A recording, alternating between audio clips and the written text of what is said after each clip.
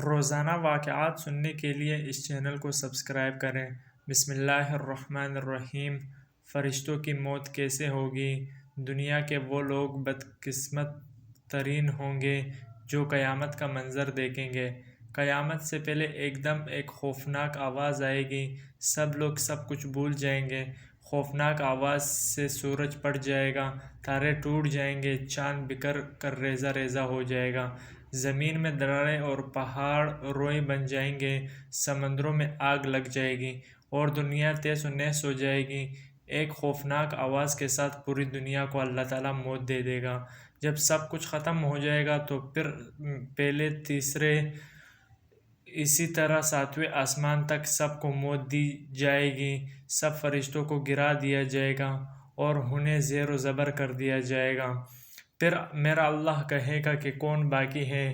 آواز سن کر ملک الموت حضرت عزرائیل علیہ السلام کہیں گے کہ اے اللہ، مجھ سمیت تیرے 4 فرشتے ہیں۔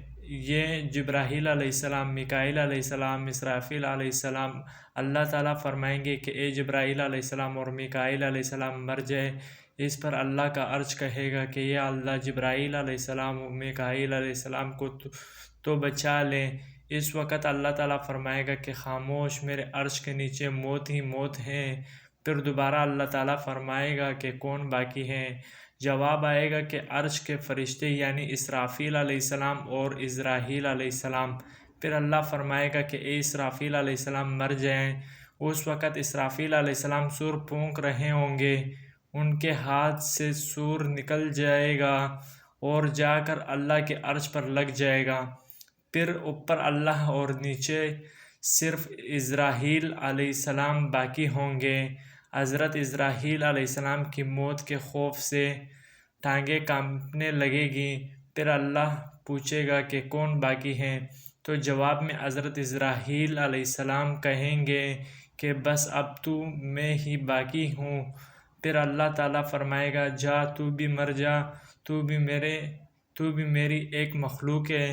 پھر اللہ تعالیٰ کہے گا کہ کوئی ہے میرا شریک تو آؤ۔ پھر اللہ تعالیٰ زمین و آسمان کو ایک جھٹکا دے گا اور کہے گا میں بادشاہ ہوں۔ اللہ اکبر، اللہ اکبر۔ دوستو، اگر آپ کو ہماری ویڈیو اچھی لگی تو چینل کو ضرور سبسکرائب کریں۔ شکریہ۔ ویڈیو کو شیئر کر